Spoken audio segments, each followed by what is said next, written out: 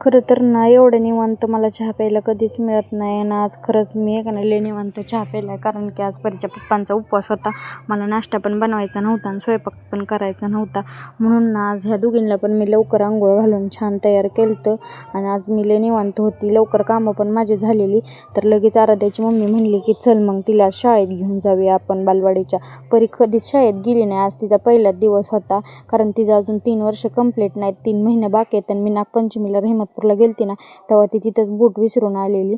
त्यामुळं आज तिला नवीन बूट घेतला मी आणि बूट घातल्यावर कशी पळत होती. खरं तर ना आज बालवाडीच्या शाळेत अन्नदिन प्राशन होता आणि तिथंच कार्यक्रमाला आम्हाला थांबवून घेतलेलं आणि परी छान अभ्यास करत बसलेली. पण ओजूला पण तिच्यापाशी जाऊन वर बसायचं होतं बेंचवर, म्हणून मी तिला ना छान असं खेळायला दिलं होतं. छानपैकी दोघी खेळतच बसलेल्या. मला वाटलं खरं तर परी आहे ना आता बसेल, पुरींच्यात रमली चांगली. पण कुठलं तेव्हा मी घरी यायला लागले की लगेचच रडायला लागली. म्हणली नाही मला बसायचं.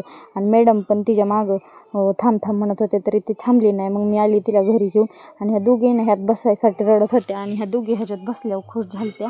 आणि ओजू आज इटल इटल करायला शिकले, टाळ्या वाजवत होती छान. परी इटल इटल म्हणत होती ती. आणि परीचं पप्पा आहे का नाही म्हणलं की सोमवार पकडला एक आपण ह्याला आपण गेलो नाही महादेवाला, मग चल जाऊ महादेवाला पाया पडायला. खरं तर ना आम्हाला इथलं काहीच माहीत नाही. आम्ही आत्ता 2-3 महिने झालं राहायला आलो आहे आणि महादेवाचं मंदिर पण माहीत नव्हतं. आणि हा औंधाच्या राणीचा वाडा आहे, तुम्ही बघितला असेल, काय जणांनी नसेल बघितला. आणि इथं महालक्ष्मीचं पण मंदिर आहे, लय मोठं आहे. एक डोंगर आहे, ती पण मोठं आहे आणि हे पण मोठं आहे इथलं मंदिर.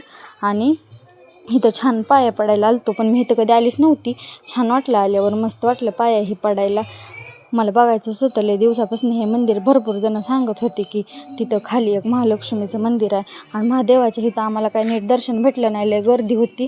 आणि हा राणीचा वाडा आतमध्ये बघायला आलतो, पण तिथं सगळं पडायला आलतं. आम्हाला आत येऊनच देत नव्हती, तरी पण आम्ही थोडंसं बघितलं बाहेरनंच. असं चांगलं होतं, पण तिथलं पण लय दिवसाचं आहे ना, ती पडायला आलतं त्यामुळं काम पण झालं होतं तिथलं पण.